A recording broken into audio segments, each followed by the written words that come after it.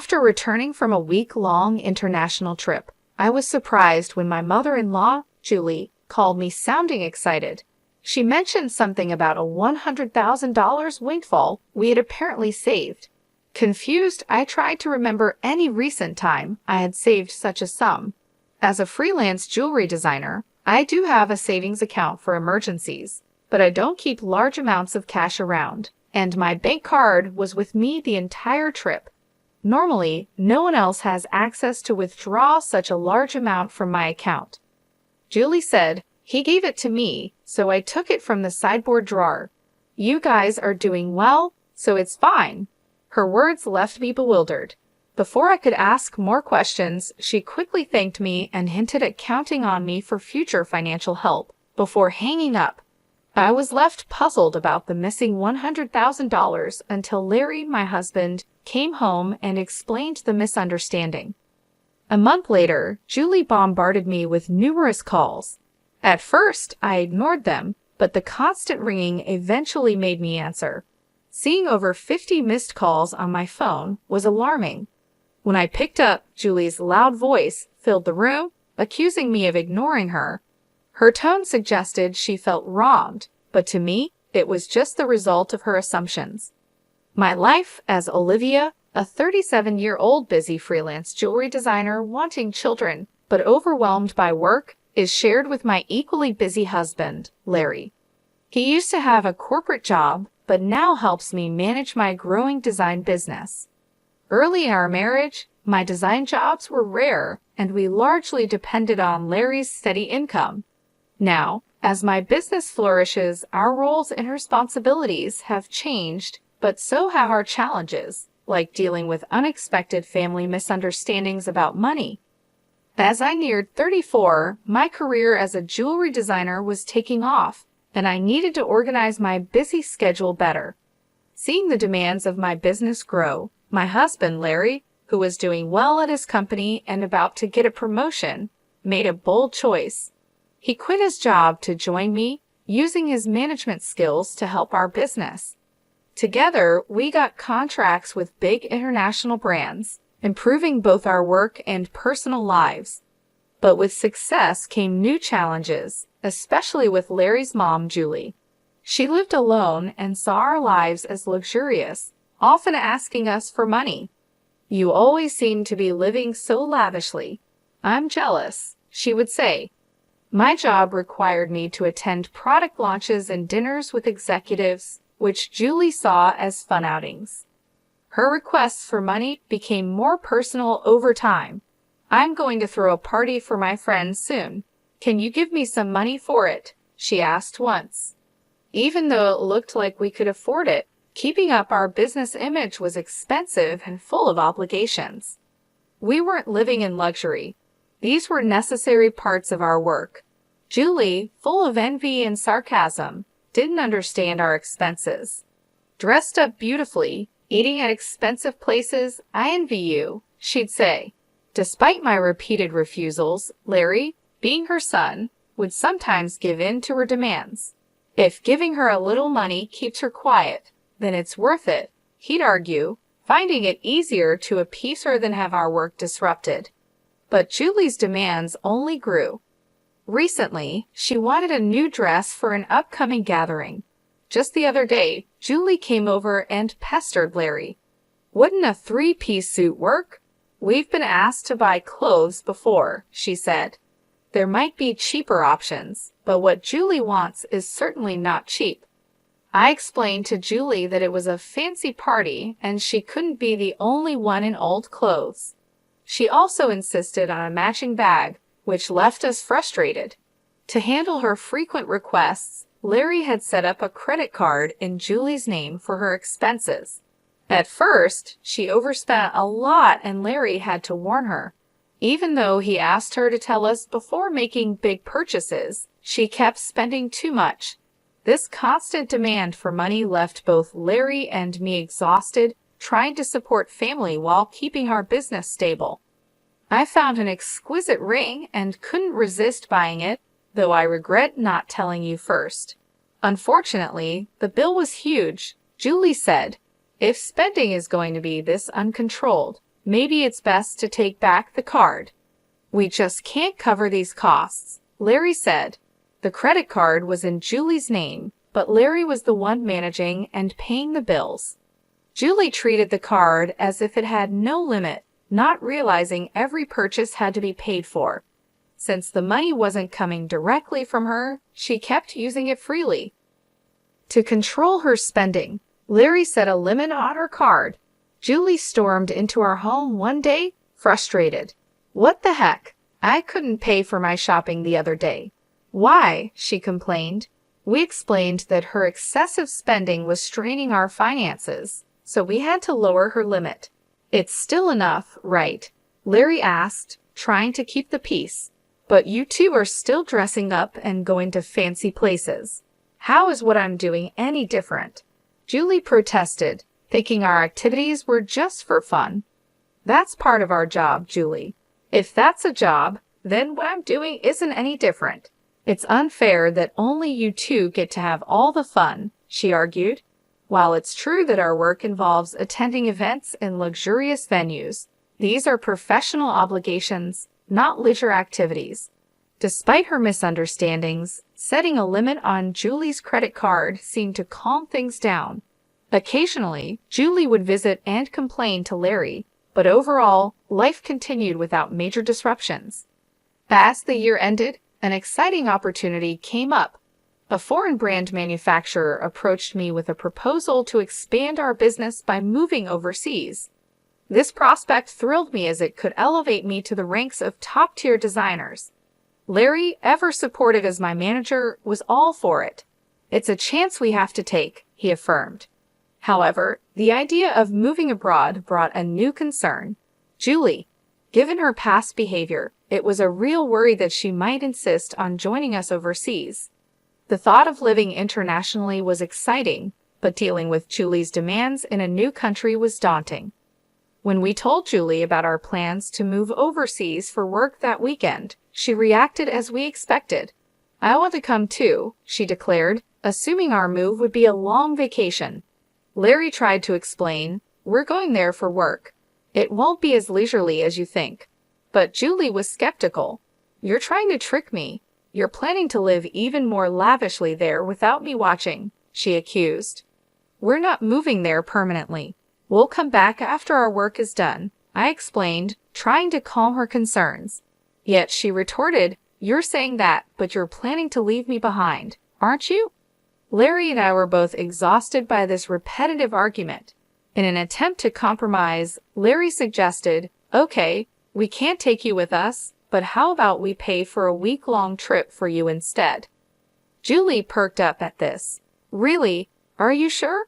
We'll cover your flight and hotel, but you'll need to manage the rest," Larry affirmed, pleased for the moment. However, the peace was short-lived. A few days later, while Larry was busy with the move arrangements, Julie dropped by unexpectedly. "Hey Olivia, Larry said I want to shop over there too. Can you give me some money?" she asked. "What about the card that Larry gave you?" I inquired, knowing she had a designated credit card for such expenses. Julie's face fell.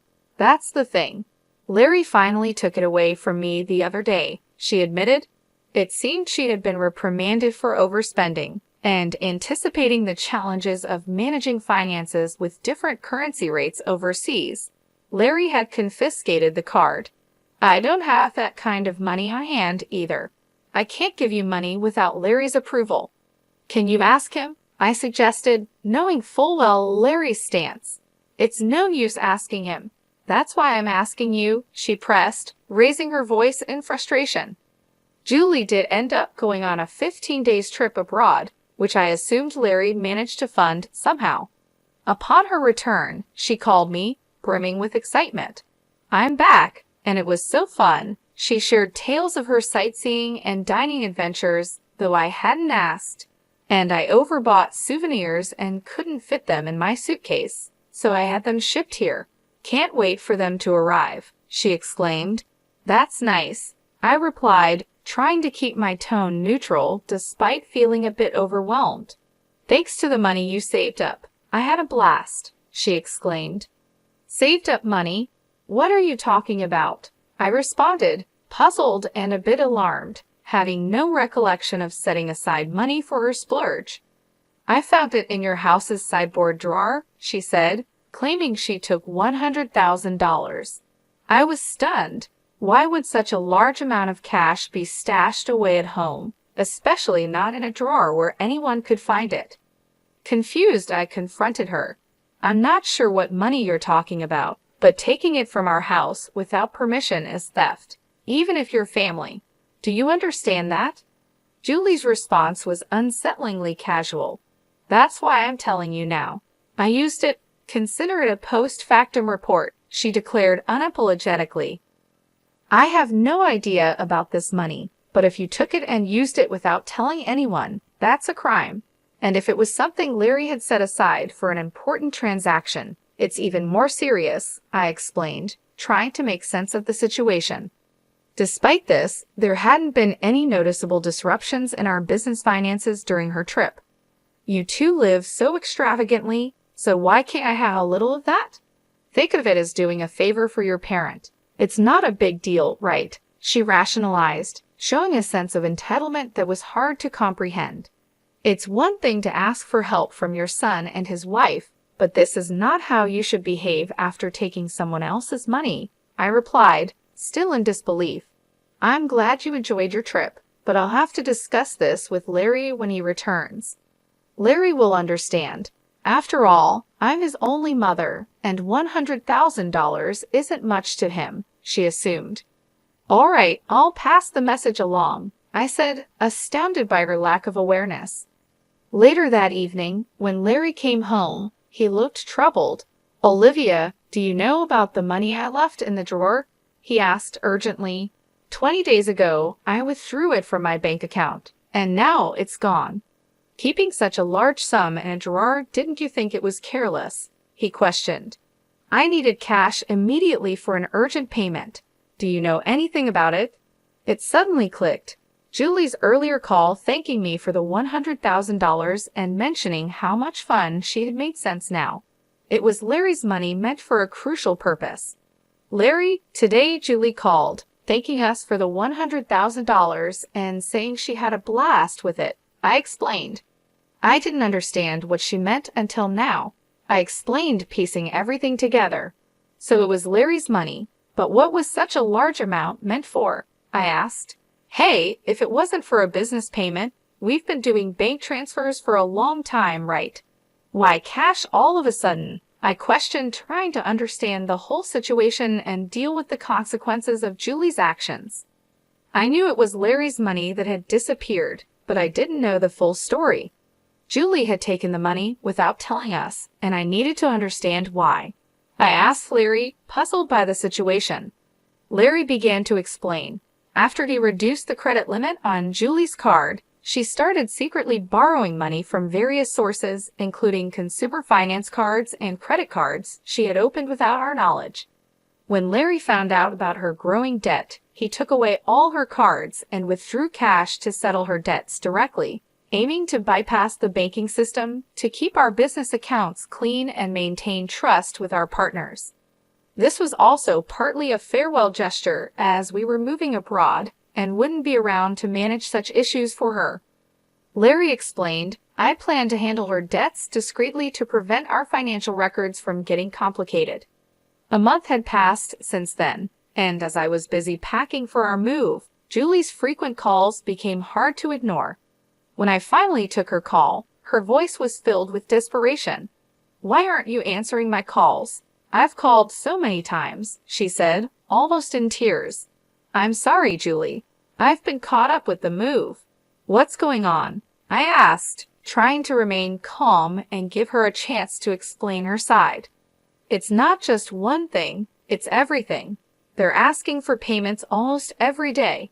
It's too much, Julie confessed, her voice cracking under the strain. Have you tried contacting Larry about this? I asked, hoping she had sought his help first.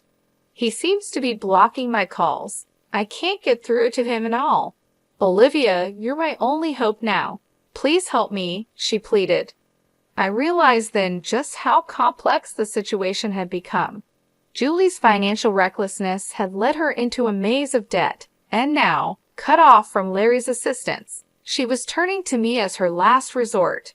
As we prepared to start anew in a foreign country, dealing with Julie's financial chaos demanded immediate attention before we could fully focus on our new beginnings. I was surprised by Larry's drastic approach toward his mother. If he had used the prepared funds to settle Julie's debts directly, this stressful situation might have been avoided. Now, Julie was overwhelmed with collection letters and constant calls from finance companies and lenders. It was like a scene from a dramatic film, something I never thought I'd see in real life. I'll talk to Larry, but I can't guarantee what he'll do. A son should help his mother in trouble, right? Please ask him for me, Julie pleaded at the end of our conversation. But with our business expansion coming up, our finances were already stretched thin. We couldn't afford to help Julie more, especially since she misused the money meant to settle her debts. When I told Larry about the call, he responded with a mix of fatigue and resignation. I had planned to sort things out before we left, but she squandered that chance herself, he said coldly. The money was originally meant to clear Julie's debts, but she spent it on a lavish trip, leaving no room for excuses. As Julie's calls continued, I followed Larry's lead and blocked her number. Part of me wished to help her. She was, after all, Larry's mother, but there was nothing I could do if he chose to detach from the situation. Meanwhile, our move overseas was fast approaching, and I still had a lot to pack. Amid the chaos, I discovered more troubling news. Julie had decided to sell her house to manage her debts. It turned out she had hidden even more liabilities than we knew. The total amount was so large that even after selling her property, she couldn't cover it all. Losing the family home where Larry had grown up was deeply upsetting. Our family home is gone. Are you okay with that? I asked, sensing his sadness. How can I be okay? But there's nothing we can do, Larry replied, his voice tinged with sorrow. Losing the house where he grew up must have felt like a great loss, much like how I felt when I lost my parents' house early in life. Amid these complex feelings and the heavy task of packing, we had to come to terms with the fact that some situations were beyond our control. We needed to focus on our future as we prepared to start anew in a different country. The bittersweet reality of losing a family home struck me deeply. I watched the situation unfold with Larry. Unlike my past experiences, Larry had not only lost the house where his earliest memories were made, but also his emotional sanctuary, and all while his mother, Julie, was still alive. It's a hard feeling to describe the mix of loss and displacement, especially under such painful circumstances. It's more than just losing a building. It's about losing a part of your history and the comfort of a place to return to that no longer exists. Julie now lives in a modest apartment and faces the daily struggle of managing her debts. She works part-time, which is tough given her age. Job opportunities for older people are limited and often physically demanding and less rewarding. This new reality is a big change from her previous life of unchecked spending and financial freedom. Though I feel sympathy seeing her struggle, it's tempered by knowing her situation is the result of her own poor financial decisions. Life teaches us that actions have consequences, and Julie's case reaffirms that financial responsibility is crucial at any age. In our new environment, the business is thriving beyond our expectations. The move overseas has brought our brand into the international spotlight, with a flood of inquiries and offers from all over the world. Every new email and call brings potential for growth and collaboration, which is exciting but also very demanding. The success is thrilling but consumes our entire lives, leaving little room for anything else. Days blend into nights as we navigate time zones and cultural differences, trying to make the most of this golden opportunity. Despite the professional achievements, our personal lives are weighed down by our relentless schedules. The dream of expanding our family seems more like a distant vision, something we hope to revisit when the immediate demands lessen. Larry, who handles everything from logistics to client management, feels the strain deeply. As partners in both life and business, we often ponder our future and priorities, wondering how we can balance our professional goals with our personal desires. I look out of our apartment window, taking in the vast landscape. The neon lights blur into the night, mirroring the blur of our daily lives. This view, filled with promise and anonymity, is a sharp contrast to the familiar streets we once knew. This city, vibrant and relentless, is now our home. However, it starkly contrasts with the quiet, steady life we left behind. Our new life is exciting but also daunting. It's filled with endless tasks and decisions that challenge us at every turn. Navigating this new chapter, I often think about Julie's situation and the broader implications of our family and financial decisions. It's a continuous learning curve, understanding how deeply our choices are intertwined with our lives. Each decision, each sacrifice, and each success shapes not just our immediate circumstances, but also the legacy we leave behind. This view is full of promise and anonymity, a big change from the familiar streets we once knew. This city, vibrant and relentless, is now our home, but it is very different from the quiet. Our new life is exciting but also challenging, with endless tasks and decisions at every turn. As we navigate this new chapter, I often think about Julie's situation and how our family and money choices affect everything. We keep learning how our choices are deeply connected to our lives. As we build this new phase of our life, we try to balance achieving success and maintaining the relationships that define us beyond our business achievements.